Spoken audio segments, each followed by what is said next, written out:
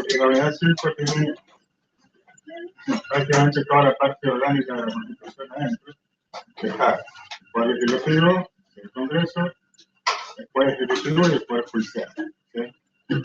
Así que es una unidad difícil, es decir, por suerte, imagino que los exámenes no son con bolígrafo, porque toca esta unidad y espera usted porque les toca toda la Constitución. ¿Sí? Está lleno de requisitos, etcétera, de cosas que hay que aprender y saber. Sobre todo explicar, no tanto en estos casos, porque hoy los beneficios son uno, mañana son otros, hay reformas, etcétera, y no es lo más importante. Por ejemplo, si bien ciertas cosas básicas como cuánto dura un presidente, ¿sí?, en sus funciones, o cuánto duran los senadores, los diputados, pero a veces quizás los requisitos para ser electo, con dar una ley en el momento que corresponda es suficiente. ¿Sí? Lo importante es tener claro los conceptos, ¿no? En esta parte nos toca el Poder Ejecutivo. Y entiendo también que habrán visto la primera parte del Ejecutivo, cómo se conforma, quiénes son sus miembros, ministros, etcétera, ¿sí?, cuáles son las facultades y la forma, los requisitos para ser elegido presidente, etcétera.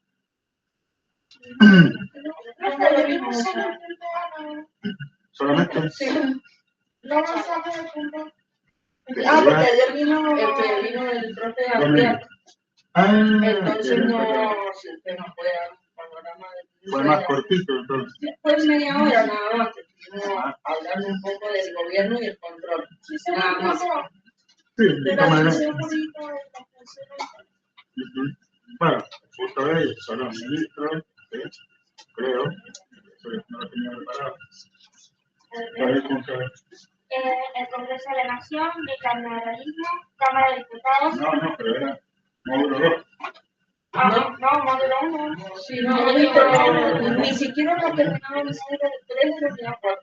Eso no lo hemos visto. Por eso no tocaba el módulo 2. ¿Tocaba el módulo 2? No, es que como nos cambiaron. Mira, ¿sabes qué pasó? Antes del parcial, esa clase había que tener parcial. Esa clase no se dictó porque solamente revisamos los puntos de parcial. O sea, ahí perdimos una clase. Después la del parcial. Después ayer vino el doctor Montes y hablamos nada más del inicio de la unidad. Por eso, la primera parte. Claro, la primera parte, pero de la unidad 4 quedó colgado en la unidad 3. No lo hemos visto. Bueno. Por eso, pero de todas maneras vamos a ver esta parte porque se engancha con la escuela, ¿sí? Van a ver el caso práctico. Perfecto. Y entonces, ¿qué deberíamos ver? Vamos a ver el Poder Ejecutivo. ¿Sí? Entonces, en realidad, de la unidad 5, módulo 2, puntos D y E. ¿Sí? Punto E. D y E. Si no me equivoco, ¿sí? Punto D y E del módulo 2 de la unidad 5.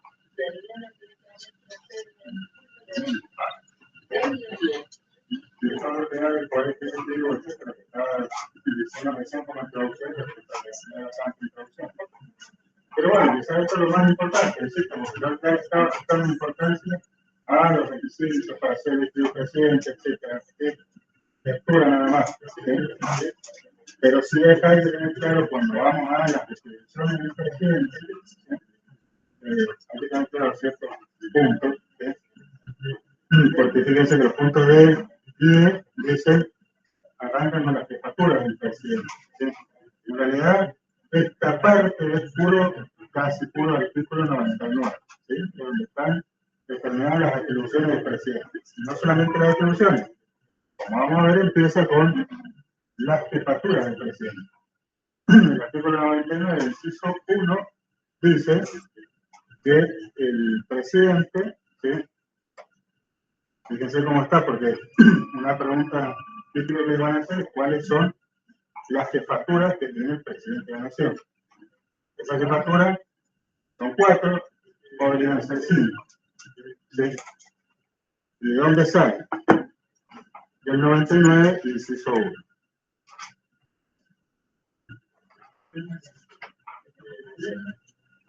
Sí. Entonces, el inciso 1 concentra 3 de esas jefaturas y el inciso 12 otra. ¿Sí? Y hay una que quedó perdida en el tiempo, que estaba en la Constitución de 1953-60 y carece de aplicabilidad actual, pero se entiende que puede llegar a ser aplicable en el. Vamos entonces, artículo 1. ¿Sí? Dice que es el jefe supremo de la nación. Jefe de gobierno. 99, inciso 1. 1. Sí. Ahí en las primeras 3. ¿Sí? Están en el 1 y en el 12.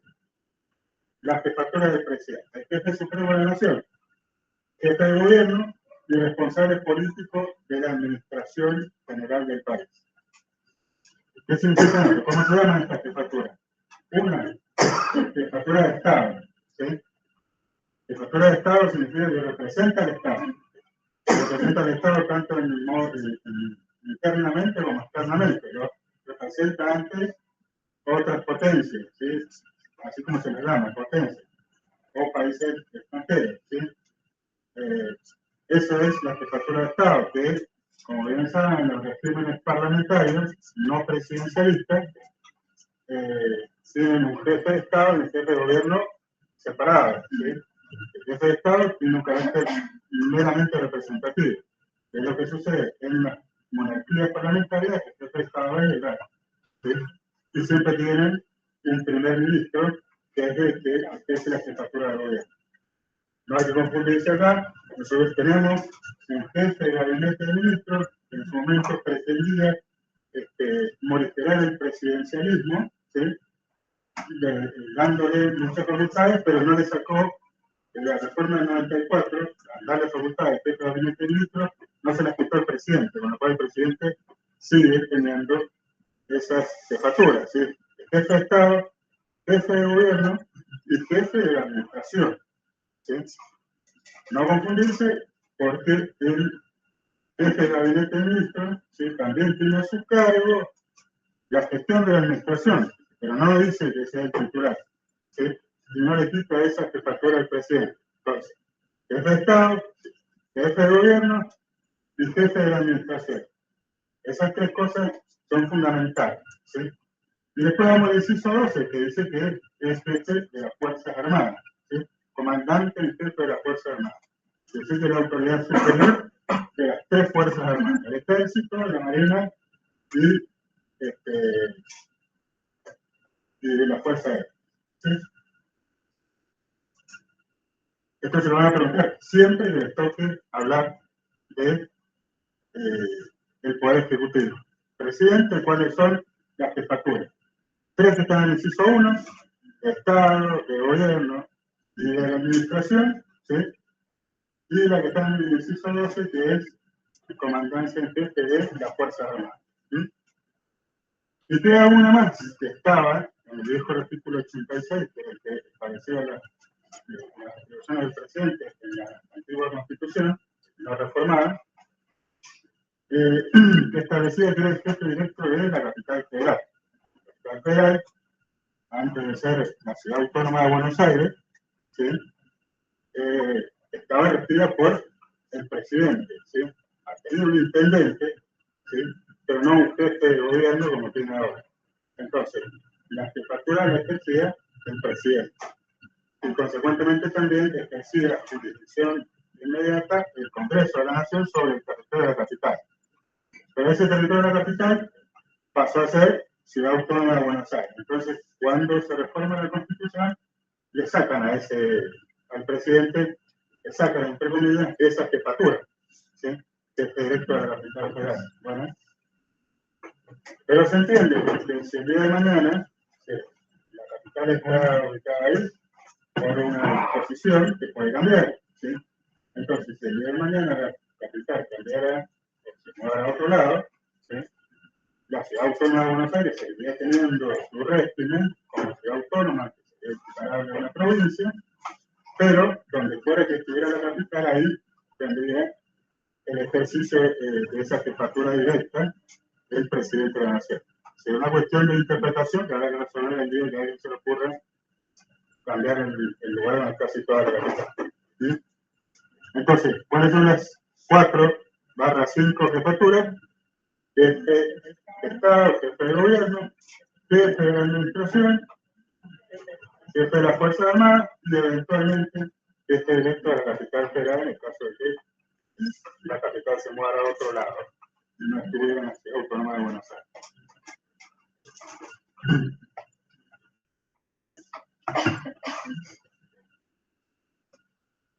Entonces, jefaturas. Después empieza a hablar de la facultad reglamentaria.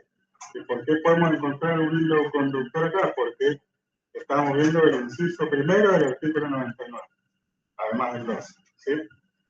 Pasamos al inciso segundo del 99.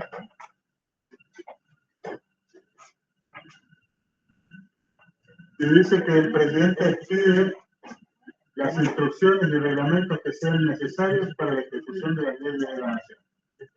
¿Sí? ¿Qué está diciendo ahí?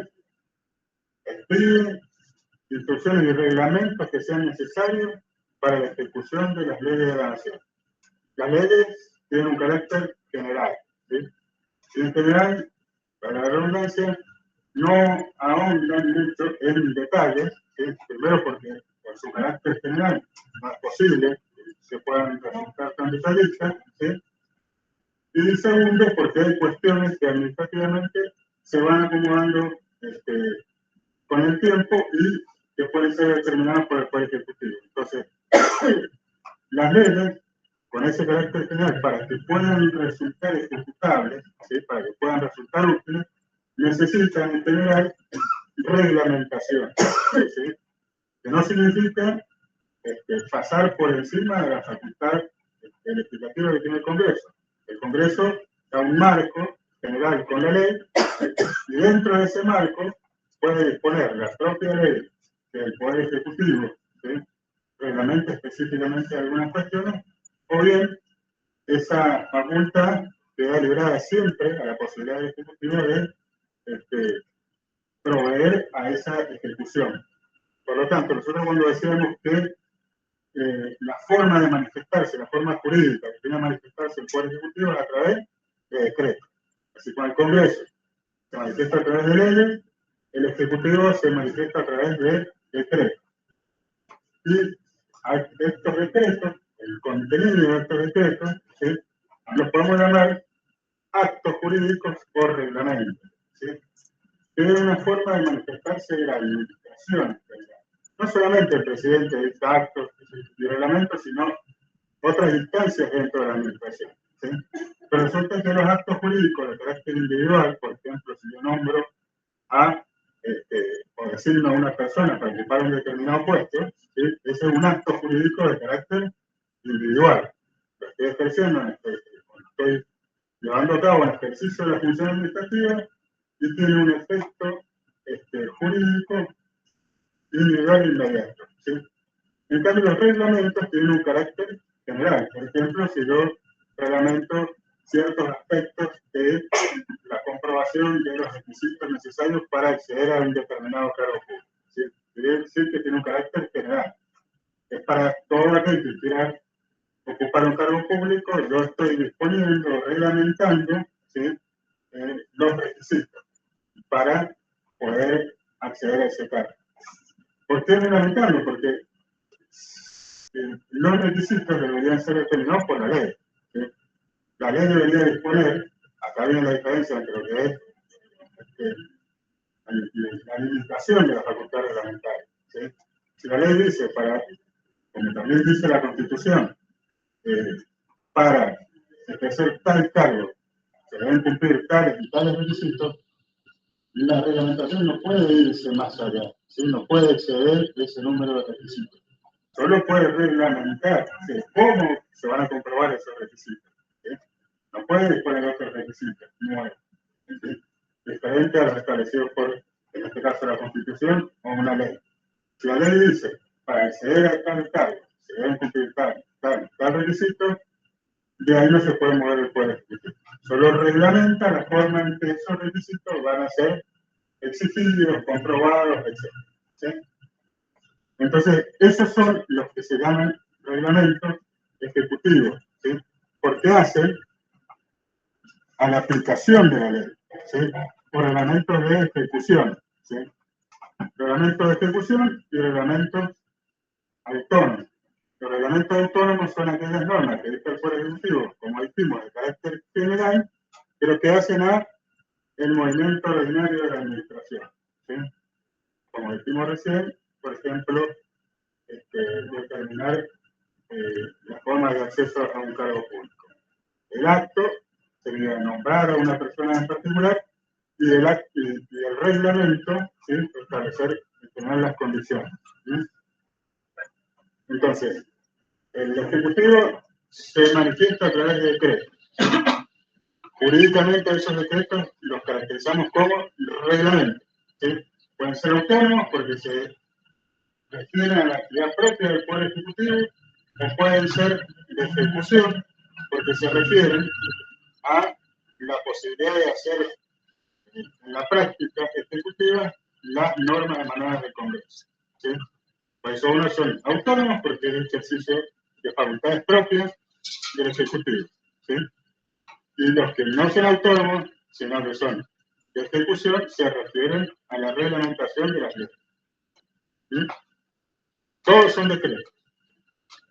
¿Sí? Y nosotros lo llamamos reglamentos para distinguirlos de otros actos que dicta el Poder Ejecutivo, que lo llamamos actos jurídicos individuales, ¿sí? O actos administrativos individuales. ¿Sí? Esto ya más materia administrativa, pero debe quedar en claro esa diferencia acá. ¿Sí? ¿Sí? O autónomo. Autónomo es la actividad propia del Ejecutivo y de ejecución cuando reglamentan las leyes. ¿Sí? Y como bien dijimos, cuando veamos la supremacía de la Constitución, ¿sí? Los decretos, esto, cuando vemos esto debemos tener presente esa suerte de pirámide jurídica que decíamos, donde está la Constitución en la parte superior, junto con los tratados de derechos humanos, ¿sí? Después teníamos los otros tratados de integración, etcétera, y después tenemos las leyes. Cierta actividad legislativa del Ejecutivo se equiparaba a las leyes, y por debajo teníamos los decretos, tanto reglamentarios como autónomos. ¿Sí? Ahora vamos a ver esa actividad legislativa del Poder Ejecutivo que se asimila a las leyes y está en un nivel superior. ¿Sí? Esta está en un nivel inferior.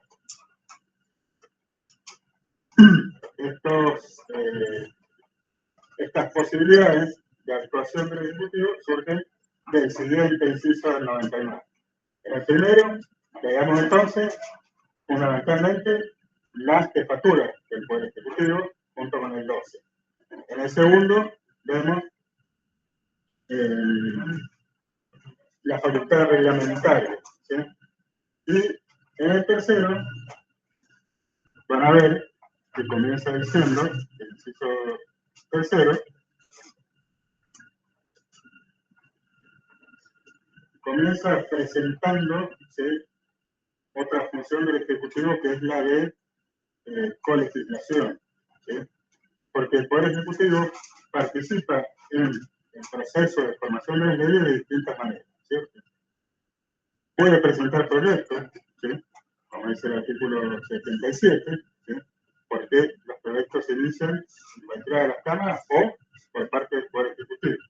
Entonces, pueden, en esa etapa inicial, participar. También pueden participar de la discusión y sanción de la discusión de las leyes, ¿sí?, a través de sus ministros, de gente de gabinete de ministros que pueden participar en la discusión. No tienen votos, pero tienen voz. ¿Sí? Es decir, que ahí también podría estar presente el Ejecutivo y después, cuando las cámaras sancionan ya una ley, el Ejecutivo la tiene que promulgar, o no, porque la puede vetar también. ¿Sí? Y si la veta, tiene ahora la posibilidad de vetarla, total o parcialmente, con lo cual quedaría una parte, si el veto es parcial, que podría quedar vigente. Le vamos a analizar cuándo corresponde y cuándo no. ¿Sí? Entonces, de toda esta participación que tiene el Ejecutivo en la formación de las leyes, ¿sí?, el inciso tercero empieza refiriéndose a eso y después empieza a marcar los límites. ¿Sí? Porque dice que no podrá en ningún caso, bajo pena de nulidad absoluta e insanable, emitir disposiciones de carácter legislativo. ¿Sí? Esta disposición tiene su correlato en el artículo 76, que dentro de las atribuciones del Congreso, la organización del Congreso dice que ¿sí? El Congreso no puede delegar, ¿sí? En principio, atribuciones en el Poder Ejecutivo. Entonces, el Poder Ejecutivo no puede en ningún caso, bajo pena de nulidad absoluta e insanable, emitir disposiciones de carácter legislativo, pero inmediatamente viene la excepción. ¿Sí? Que solamente cuando circunstancias excepcionales hicieron imposible seguir los trámites ordinarios previstos por la Constitución para la sanción de las leyes, y no se trata de normas que regulen materia penal, tributaria, electoral, de régimen de partidos políticos, podrá dictar decretos por razones de necesidad de urgencia. Y acá viene los famosos decretos de necesidad de urgencia, inciso tercero. ¿Y cuáles son los requisitos que acabamos de leer? Son las partes destacables del inciso tercero. En caso de excepcionales, ¿sí? Excepcionales que sean imposibles, ¿qué cosa? No tiene que estar en receso del Congreso, no está diciendo eso. Que hicieran imposible seguir los trámites ordinarios para la sanción de las leyes. ¿Sí? Que tenga origen en una Cámara, que esa Cámara apruebe el proyecto de ley, que lo pase a la otra Cámara y que debe ser sancionado. Todo el tiempo que lleva eso, el tratamiento de las comisiones, etc., es un trámite relativamente extenso. ¿Sí? Entonces, cuando circunstancias excepcionales hicieran imposible acudir a ese procedimiento, aun cuando el Congreso esté funcionando, ¿sí? Lamentablemente se va para muchísimas interpretaciones y ya sabemos cómo se han utilizado los decretos de necesidad de urgencia. ¿Sí? Todo parece ser una circunstancia excepcional que hace imposible acudir a ese trámite normal de sanción de la ley. Es cierto que también es un trámite engorroso, que se hace largo, demasiado, excesivamente político, ¿sí? Con negociaciones, idas y vueltas, y a veces parece que ciertas cuestiones, sobre todo las de economía, que requieren una actuación más diligente, quizá la mayoría del Congreso parece siempre algo engorroso. ¿Sí? Entonces esto podría legitimar siempre la actividad del Ejecutivo a través de decretos de necesidad de urgencia. ¿Sí? Porque está diciendo, circunstancias excepcionales que es imposible acudir a ese procedimiento. Primer requisito. ¿Sí? Y después le excluye las materias en las cuales no puede intervenir de ninguna manera, con o sin circunstancias excepcionales. ¿Sí? Primero esa excepcionalidad, y seguidamente que no ingrese en materia penal, tributaria, el régimen de partidos políticos ni electoral. ¿Sí? Entonces, lo que tiene que ver con el electoral y el partido político, fuera. Y la materia penal y tributaria. ¿Sí? Siempre que no se trate de ninguno de esos temas, el presidente puede dictar decreto de necesidad de urgencia. Tienen que darse esas situaciones excepcionales que hacen imposible acudir al procedimiento normal de sanción de las leyes. Sí. ¿Cómo se va a demostrar? Bueno, ahí viene la forma, si seguimos con el desarrollo del artículo, vamos a ver de qué forma el sistema se asegura de que eso se cumple. ¿Sí? Entonces, una pequeña corrección. Sí. Respecto a la parte impositiva. Bueno, ahora recientemente el gobierno a través del Ejecutivo, como dice, bajó las retenciones a los exportadores de granos a cero. Eso sería, digamos, legislar o tocar un tema impositivo que no le corresponde al Ejecutivo. Sí. En general, dicen que son cuestiones de alícuotas. ¿Sí? Entonces, disponer una alícuota estas cuestiones, claro, aparte temporalmente, ¿sí? Pero la cosa que tienen es que se trata de alícuotas de un impuesto que ya está establecido. ¿Sí? Entonces, como que tocar un tema tributario, antes de que sea, digamos, una cuestión de... Sí, por eso. Podríamos verlo con hacer una interpretación excesivamente restrictiva, ¿sí? Y entender que cualquier cosa que tuviera carácter tributario, ¿sí? No puede ser dispuesta, pero que estamos hablando de los decretos de necesidad de urgencia. Porque el Ejecutivo muchas veces hace eso en ejercicio de facultades reglamentarias. Porque la ley impositiva puede decir, bueno, el Poder Ejecutivo va a determinar la alícuota. Entonces, ahí no está excediéndose de su competencia. Porque la propia ley le habilita a reglamentar cuál va a ser la alícuota. Va a haber un impuesto que se aplica a las exportaciones. La alícuota dependerá de cuestiones económicas que va a fijar el Poder Ejecutivo. Entonces, ahí vemos también el juego de la facultad legislativa y la reglamentaria, que no es lo mismo que la delegación que vamos a ver excedido, porque ahí es directamente otorgarle al Poder Ejecutivo funciones legislativas, y no colegislativas que son estas, que son las de reglamentación. Entonces, ¿qué materias quedan excluidas?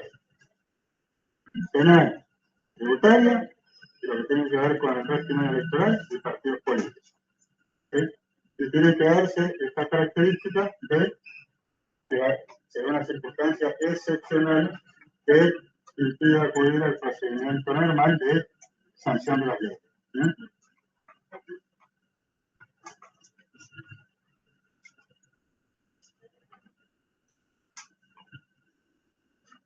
Y seguimos con el inciso tercero, porque por eso así está estructurada esta parte de la unidad.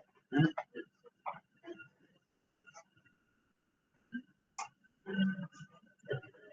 Establece, ¿sí?, lo que llamamos la Comisión Bicameral Permanente. Así nos preguntamos, estos requisitos, ¿quién va a asegurar que se cumplan o no?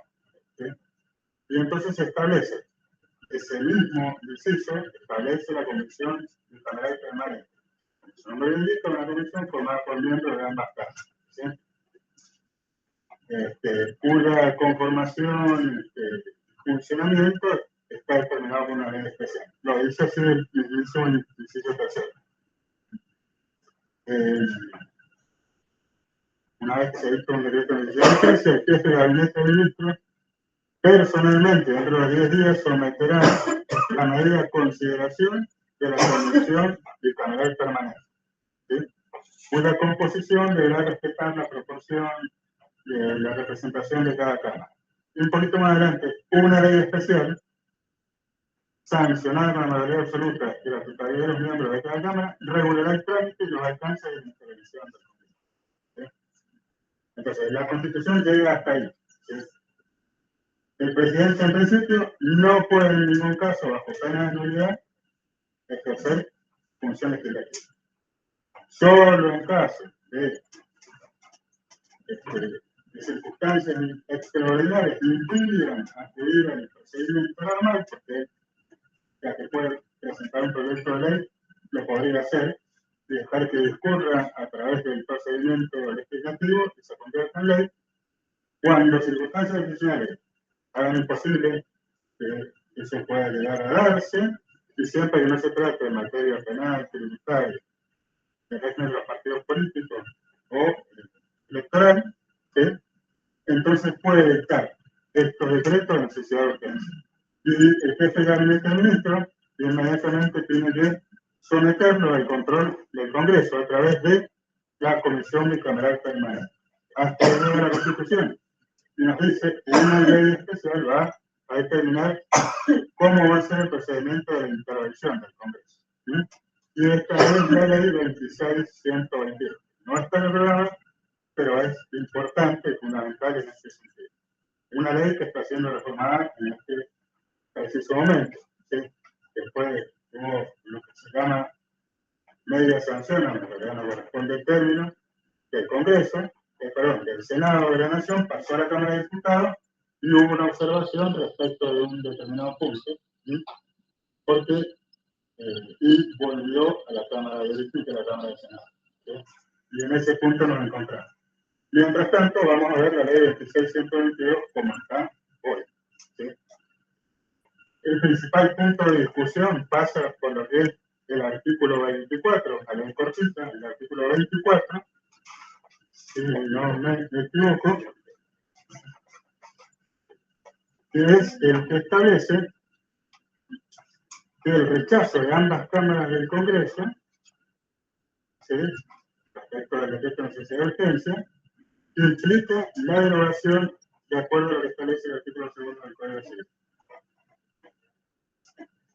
¿Qué surge de esto? Que para que el decreto de necesidad de urgencia, ¿sí?, que la Comisión Bicameral Permanente tiene que evaluar si se ha dictado con los requisitos que existe la Constitución, ¿sí?, al elaborar un dictamen y someterlo al plenario de las cámaras, para que quede derogado ese decreto, deje de tener eficacia jurídica, tiene que haber rechazo de las dos cámaras, con lo cual, si una sola lo aprueba, se termina el procedimiento. Y eso es lo que está pasando actualmente, ¿sí? Y esa es la crítica a esta norma, porque hace que el Poder Ejecutivo tenga un privilegio legislativo, ¿sí? Con la anuencia de una sola de las cámaras ya puede emitir una disposición legislativa.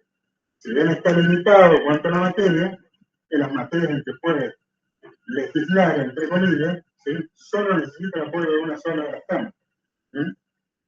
Y la reforma lo que pretende es que sean las dos cámaras las que tienen que aprobar el decreto para que pueda conservar su eficacia, ¿sí? Esa es la instancia de la reforma en la que nos encontramos. Pero hasta el momento es eso, una facultad de alguna manera privilegiada porque el presidente se le ocurre un proyecto de norma, ¿sí?, lo convierte en decreto de necesidad de urgencia, lo envía a través de este gabinete de ministros a la Comisión Bicameral Permanente, la Comisión lo analiza y si no le gustara, necesita que las dos cámaras lo rechacen, ¿sí? ¿Qué analiza esa Comisión Bicameral Permanente? Si ustedes fueran los miembros de la Comisión Bicameral Permanente, ¿de dónde está la necesidad de urgencia? Agarran la Constitución, inciso tercero, y dicen, a ver, existía una circunstancia excepcional que hacía imposible acudir al procedimiento normal de sanción de las leyes. Sí, no. Ese es el análisis que tiene que hacer la comisión en su dictamen, ¿sí? Trata sobre materia penal, ahí podemos ver los grises, ¿sí? Es materia tributaria, corresponde, se excedió de la materia que le correspondía, ¿sí? Y en Venezuela el campo de lo que es la materia electoral o el resto de los partidos políticos. Ese es el análisis que tendrá que hacer la Comisión Bicameral Permanente para emitir un dictamen y elevarlo al plenario de las cámaras para que cada cámara vote, ¿sí?, se pronuncie y diga sí o no. ¿Lo aceptamos o lo rechazamos? ¿Sí? Actualmente, entonces, y vaya a saber qué va a pasar cuando a ustedes les toque rendir esta materia, ¿sí? No se quejen porque yo rendí constitucional con esta constitución, todavía no está la reforma 94. Así de anciano no estoy. Pero bueno, son cosas que pasan, ¿no? Después hay que adornarse. Y hoy les toca la ley del 1622 como está, que va a seguir siendo la ley del 1622, pero va a estar reformada en ciertos artículos. Uno de ellos, el 24, que establece este procedimiento privilegiado del que estamos hablando, ¿sí? Entonces, ahí tenemos, siguiendo el inciso tercero, ¿sí?, otro de los puntos del programa que son los decretos de necesidad y urgencia, ¿sí? Y después va a decir el programa.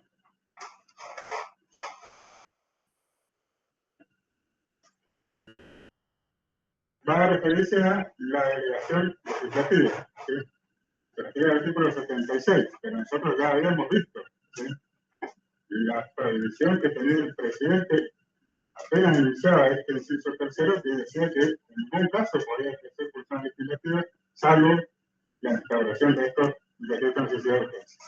Pero el artículo 76, el que sigue, después de determinar cuáles son todas las atribuciones del Congreso, ¿sí?, exactamente el siguiente, que dice: se prohíbe la delegación legislativa en el Poder Ejecutivo, salvo, y ahí viene otra vez la excepción, ¿sí?, es la misma término legislativa. Esto no, pero, ¿sí?, el presidente no puede dictar leyes pero están los decretos de necesidad de urgencia. ¿Sí? Al Congreso le prohibimos delegar su función, que significa atribuírselas a otro de los órganos, ¿sí? Que ejercen el poder. Está prohibido que ejerzan delegación legislativa, pero, y ahí viene el pero, ¿sí? Salvo en materia determinada de administración o de emergencia pública. ¿Sí? Y ahí introduce también términos, al menos uno de ellos, excesivamente genéricos. Materia de administración, sí, son todas las que le corresponden al presidente, ¿sí? Que es, como vemos, el jefe de la administración. ¿Sí? Es el jefe de la administración, entonces, bueno, si se trata de materia de administración, puede el legislativo delegarle funciones propias del Congreso, ¿sí? Pero agrega por emergencia pública, ¿sí? Y acá viene la interpretación de qué cosa es una emergencia pública. Y por supuesto, a lo largo de la interpretación de esta norma, cualquier cosa se ha considerado como emergencia y sabemos que quizás todos los gobiernos democráticos recientes de esta parte han declarado emergencias en distintos aspectos, ¿sí? Económica, desde luego, ¿sí? Entonces, si vivimos en una situación permanente de emergencia, esa delegación legislativa aparentemente puede ser posible en cualquier momento, ¿sí? Pero ojo que, como toda delegación, ¿sí? La delegación, vale repetirlo, es siempre la atribución de una competencia propia a otro órgano, ¿sí? Esa delegación es siempre revocable, porque la atribución es de quien debe ejercerla constitucional o legalmente. Si le corresponde al Congreso en tal materia, esa materia no deja de ser del Congreso, ¿sí? Aun cuando haya una delegación, ¿sí? En todo caso, siempre, aún dentro de la administración, el director de tal área puede delegar en un funcionario inferior, ¿sí? En un secretario, puede delegar una de sus funciones, ¿sí? Pero siempre el órgano superior, digamos, que delega, tiene la posibilidad de retomar su atribución. ¿Sí? Esto es algo que después van a entender cuando hablen de los recursos, ¿sí? Porque quizás viene demasiado, pero hasta hay gente que actualmente no lo entiende. Cuando uno apela a una sentencia, ¿sí? Está el juez inferior que dicta la sentencia y un juez, entre comillas, superior, que es la Cámara de Apelación, ¿sí? Y entonces uno apela a la Cámara y dice, mire, no me gusta la sentencia del juez inferior. Y entonces empieza a tener competencia la Cámara para revisar esa sentencia, ¿sí? Y entonces, ¿qué pasa con esa sentencia del inferior? ¿Se puede aplicar o no? ¿Queda suspendida esa aplicación porque la está revisando el superior? ¿Sí o no? Y entonces se habla de efecto suspensivo, ¿sí? Si no se puede aplicar la decisión del inferior, o meramente devolutivo. ¿Y por qué devolutivo? Porque está esta idea de que le está devolviendo el inferior, ¿sí? Aun cuando no es exactamente así, el inferior le está devolviendo la competencia al superior, ¿sí? Por eso se habla de, ya lo van a ver en derecho procesal en un momento, efecto devolutivo, está devolviendo, ¿sí? En ese sentido jerárquico de que cuando un superior, un órgano superior, delega una facultad, no es el caso del Poder Judicial, ¿sí? Pero aún así se habla de esa manera, ¿sí? Porque siempre el órgano superior, que tiene en este caso la Cámara, la capacidad de realizar la sentencia de un órgano inferior, ¿sí? Es como si se le devolviera la competencia que estuvo ejerciendo el inferior, ¿sí? Esto para que quede claro que es la delegación, ¿sí? No es lo mismo cuando una norma dispone que el Ejecutivo reglamente tal cosa, ¿sí? Porque la ley tiene un carácter general y muchas veces dice, bueno, y el Poder Ejecutivo reglamentará cómo, ¿sí? Los cómo, los cuándo, los dónde. Yo digo, lo principal, dice la ley, ¿sí? Y el Ejecutivo va a reglamentar. No es una delegación legislativa, ¿sí? La facultad la está ejerciendo el Congreso y le pide al Ejecutivo que tome los recaudos necesarios para hacer posible la ejecución de esa norma. Nada más. Mi delegación es, yo dejo, me libero de mi atribución y se la otorgo al otro órgano, ¿sí? Pero la puedo retomar siempre. Y por eso es que estas delegaciones también tienen requisitos, ¿sí? Dice el artículo 76. Ya hablamos de que tenía que ser en determinadas materias de administración o de emergencia pública, ¿sí? Y con plazo, ¿sí? Plazo fijado para su ejercicio y dentro de las bases de la delegación, es decir, cuando delega, como es. Entregar una atribución que es propia tiene que ser de forma expresa y precisa, ¿sí? Yo estoy delegando tal atribución, ¿sí? Por un plazo determinado, ¿sí? No puede ser para siempre. Y eso está indicando que esa atribución, como pertenencia del órgano, en este caso no es superior del Congreso respecto del Ejecutivo, pero sí el órgano a quien le corresponde originariamente expresar la función, ¿sí? Entonces, no lo puede hacer para siempre. Le está prohibido por la primera parte. Solamente por un plazo determinado y dentro de los límites de la delegación, siempre y cuando se trate de materia administrativa, ¿sí? O de emergencia pública, puede delegar funciones, ¿sí? O atribuciones del Congreso. Entonces, tenemos que los decretos de necesidad de urgencia, ¿sí? Requieren ¿qué cosa? Que el Congreso no es que esté en receso, sino que sea engorroso, acudir al procedimiento normal de sanción de las leyes, ¿sí? Que no sean esas 4 materias, ¿sí? Para que se pueda dictar un decreto de necesidad de urgencia, ¿sí? Y en este caso, estamos hablando de la delegación legislativa, ¿sí? Acá tiene que ser la restricción por materia, que se trate de materia administrativa o emergencia pública, que haya un plazo, ¿sí? Y tiene que ser específica esa delegación, por eso dice que debe ejercerse la atribución dentro de las bases de la delegación. La delegación debe decirle expresamente cuál es la atribución que está confiriendo el otro órgano, ¿sí?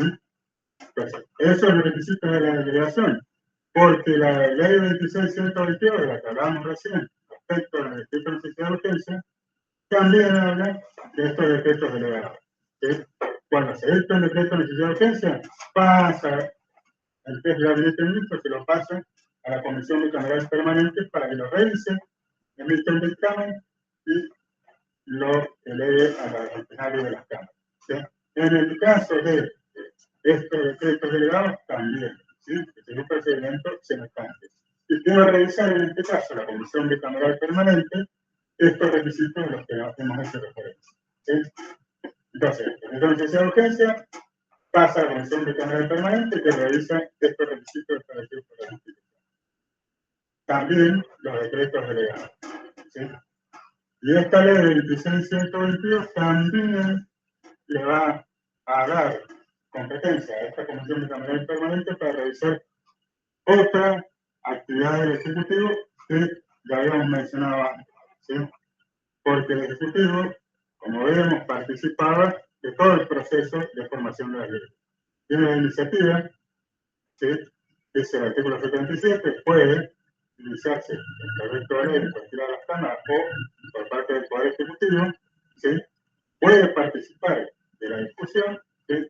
Al momento de la sanción promulga, posterior a la sanción promulga, y esa promulgación puede ser total o parcial. ¿Qué hace si esta es una ley de 4 hojas, ¿sí? Y el Ejecutivo dice, no, bueno, estas 2 no me gustan, no voy a promulgar esto, quiero promulgar estas normas, ¿sí? Bueno, hay que ver si es posible. Quizás esto era una unidad imprescindible, ¿sí? Y esto deja de tener coherencia sin esto. Entonces yo no puedo, en muchos casos, decir, bueno, no, me gusta esta parte, pero esta no. Quizá era necesaria esta primera parte para que tenga validez y hasta coordinación la segunda, ¿sí? Entonces, ahí vamos al artículo 80, también dentro de lo que es el Congreso, ¿sí? La delegación legislativa en el 76, ¿sí? Y el artículo 80, que habla de esta promulgación parcial. Porque dice el 80, refiriéndose al trámite de sanción de las leyes, que se reputa aprobado por el Ejecutivo todo proyecto no devuelto en el término de 3 meses. ¿Sí? Sin embargo, los proyectos desechados parcialmente no podrán ser aprobados en la parte restante. Sin embargo, las partes no observadas, es decir, lo que no se rechazó, podrán ser promulgadas. Y acá vienen los requisitos. Si tienen autonomía normativa, ¿sí?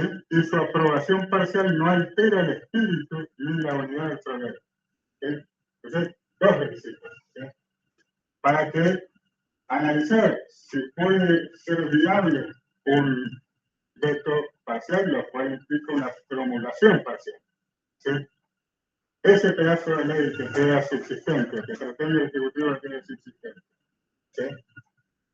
Tiene autonomía normativa. ¿Qué significa eso? Que no dependan estos artículos de esto.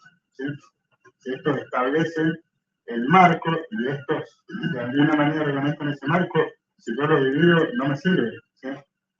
Entonces, tiene autonomía normativa esa parte que va a quedar, que va a ser promulgada. Eso es lo que va a revisar la Comisión Bicameral Permanente.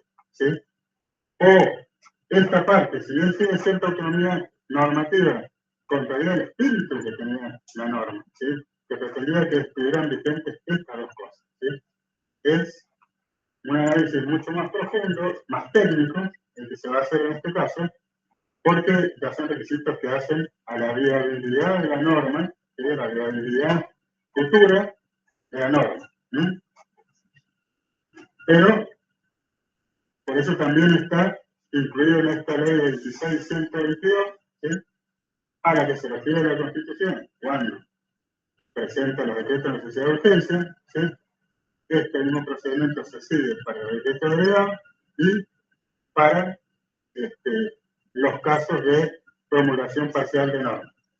¿Por qué lo estamos tratando todos juntos? Porque son formas en que el Poder Ejecutivo ejerce función legislativa. ¿Sí? Que van a ver que el último punto de esta unidad se refiere a determinar las atribuciones del presidente. ¿Sí? Y de hecho es lo que hemos estado haciendo, analizando las atribuciones del presidente. Analizamos las atribuciones del presidente. Sobre todo esta es la más importante, ¿sí? Que se conectan, y si son 2, 3, ¿sí? Del artículo 99, que se conectan con el 76 y el 80, ¿sí? De lo cual obtenemos estas 3 formas de actividad legislativa del presidente. Cuando las pasamos a esa imaginaria pirámide jurídica, tienen el mismo rango que las leyes. ¿Sí? ¿Por qué? Porque es actividad legislativa. O porque el Congreso se lo permitió, y le negaron la facultad, o porque se le robó el propio presidente, diciendo, no, voy a dictar un decreto de urgencia, porque son las condiciones. ¿Sí? Pero todo eso va a tener el valor de una ley. ¿Sí? Y también, por supuesto, la promulgación parcial. Si bien no lo inventó el presidente de la ley, al recortarla, está decidiendo que no sea como nuevamente puso el Congreso. Por lo tanto, de una manera mucho más indirecta, está también ejerciendo la función legislativa. ¿Sí? En todos estos casos, por eso ponemos el GAN jurídico, como se lo llama, el decreto de necesidad de urgencia y los decretos delegados al mismo nivel que las leyes. Y por debajo ponemos a los que ya vimos que son los decretos de ejecución, ¿sí? Y los autónomos. ¿Sí? Porque los de ejecución no deben confundirse con los delegados. Los de ejecución son para hacer posible la aplicación de las leyes que tienen un excesivo carácter general. ¿Sí? Y los decretos delegados ya directamente es el ejercicio de la atribución que corresponde al Congreso por parte del Poder Ejecutivo.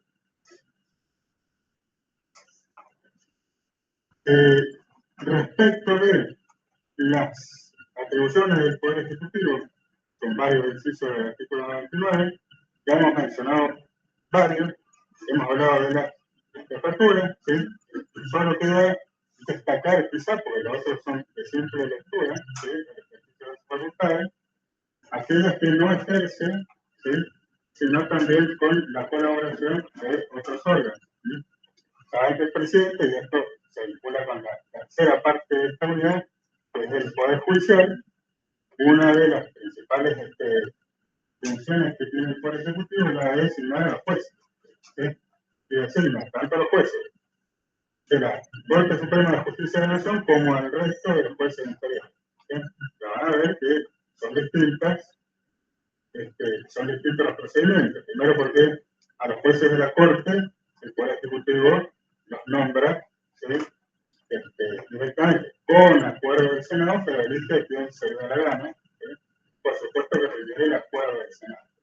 Para el caso de los jueces inferiores, que son todos los que viven debajo de la Corte Suprema de Justicia de la Nación, cámaras de apelaciones, jueces de primera instancia, jueces de paz, de familia, de todos los fueros penales, etc., todos los jueces también son nombrados por el presidente, pero esta vez a propuesta interna del Consejo de la Magistratura.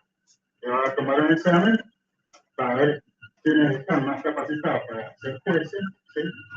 Y el resultado de ese examen va a ser, mire, los tres primeros son estos, y se lo ofrece el Ejecutivo para que elija esos tres. No tiene que elegir el primero, no necesariamente el primero, puede elegir el tercero, al segundo, al tercero. Y estos jueces, o aspirantes a jueces, se quejan, la que vino en el Poder Antal hace poquito, es que nunca les toca, porque por ahí salen primero y eligen al tercero. Bueno, a veces salen primero y eligen al tercero. Y ahí ya entran a tercera cuestiones políticas, ¿sí? Pero está dentro de la atribución del presidente. Esa es la asignación de todos, absolutamente todos los jueces. ¿Sí? Con acuerdo del Senado. ¿Sí? No son cargos políticos, ¿sí? Los cargos de la gabinete político son los de la Corte, porque cualquiera, sí, más allá de cumplir con los requisitos para ser juez de la Corte, entre los cuales está ser abogado con determinada antigüedad, ¿sí? Puede ser cualquiera. Sin embargo, para ser juez de una Cámara de Apelación, que teóricamente es un nivel inferior en la justicia, hay que estudiar muchísimo. ¿Sí? Hay que estudiar muchísimo. Para alegar, generalmente hay que primero rendir para juez de primera instancia, después rendir para pasar a una Cámara de Apelación, etc. ¿Sí? Porque son instancias judiciales con mayor jerarquía. ¿Sí? Y sin embargo, un juez de la Corte Suprema de Justicia, el más alto nivel de la justicia, puede ser cualquiera.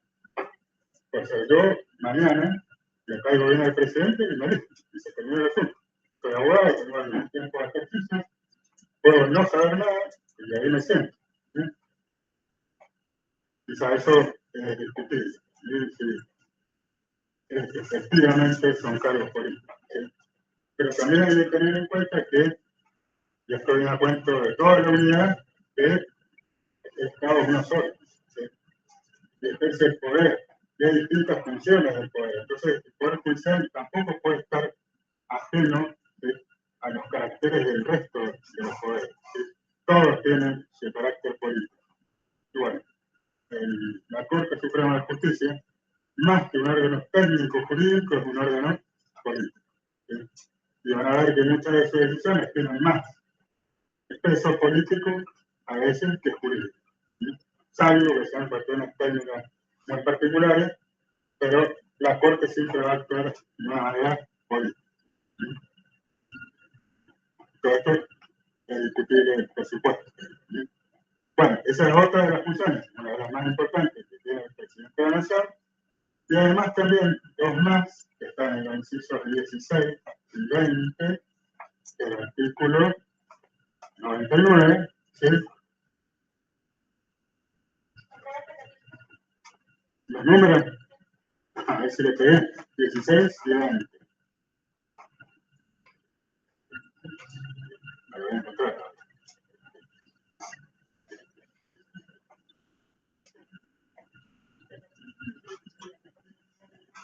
Que no los tengo acá. Bueno, se refieren al estado de sitio, ¿sí? Y lo que es necesario marcar eso. se rinde estado de sitio y a la intervención federal. También son otras funciones que no ejerce autónomamente porque declara el estado de sitio, ¿sí? En caso de conmoción exterior, con acuerdo del Senado también, ¿sí? Y en caso de conmoción interior, si no estuviera el Congreso, si el Congreso tuviera que hacerlo, ¿sí? Y también otra facultad que pertenece al Congreso, que es la de determinar la intervención federal, ¿sí? En caso de que estuviera en receso el Congreso, el Poder Ejecutivo les puede ejercer. Por supuesto, inmediatamente poner en función del Congreso. Se trata de se pone en conocimiento de esta intervención para que ejerza su atribución el Congreso, sea o no que esté en periodo de sesiones ordinarias. Si no estuvieran en sesiones ordinarias, también los convocará a extraordinarias, ¿sí? Si fuera en enero, por ejemplo, que se decide la intervención federal, ¿no? Bueno, estas son las cosas fundamentales de esta parte, que obviamente el jueves les va a tocar ver casos prácticos relativos a esto, ¿sí? ¿Ah? Bueno, de hecho, en la actualidad tenemos casos prácticos, ya hemos mencionado, en la reforma de la ley 26.122, ¿sí? En que vemos que actualmente esos procedimientos para determinar si este ejercicio de facultades legislativas del presidente se ajustan a lo que constitucionalmente corresponde, ¿sí? Pues acá decimos que todas las atribuciones del presidente, ¿sí? Las que son más importantes, las que comparte con el Senado, por lo que requiere el acuerdo, ¿sí? En otros casos va a requerir la aprobación, ¿sí? Lo cual no significa que el acto no tenga validez. Por ejemplo, el presidente celebra tratados con las potencias extranjeras, pero esos tratados los celebra porque los firma, ¿sí? Porque tiene la jefatura de Estado y entonces tiene una representación del Estado, ¿sí? Pero eso, para que no tenga vigencia, esos tratados deben ser aprobados por el Senado, ¿sí?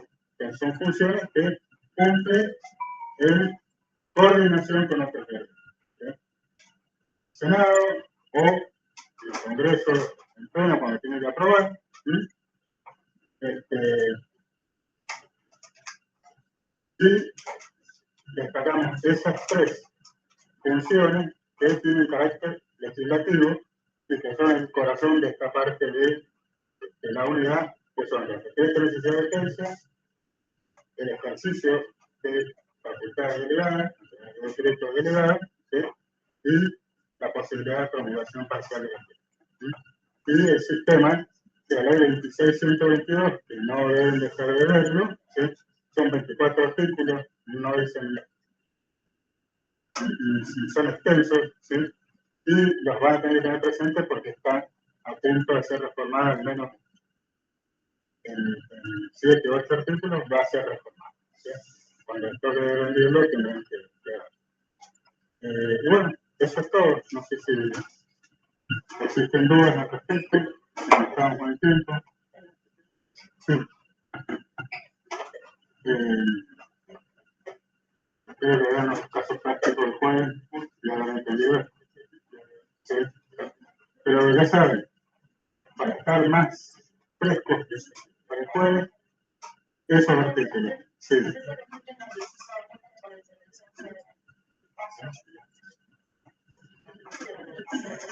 ¿Cuándo se deja la intervención federal? Sí, bueno, lo dice el mismo inciso 20, ¿sí? Decreto de intervención federal a una provincia o a la ciudad de Buenos Aires en caso de acceso del Congreso y debe convocarlo. Vamos a preguntar las causas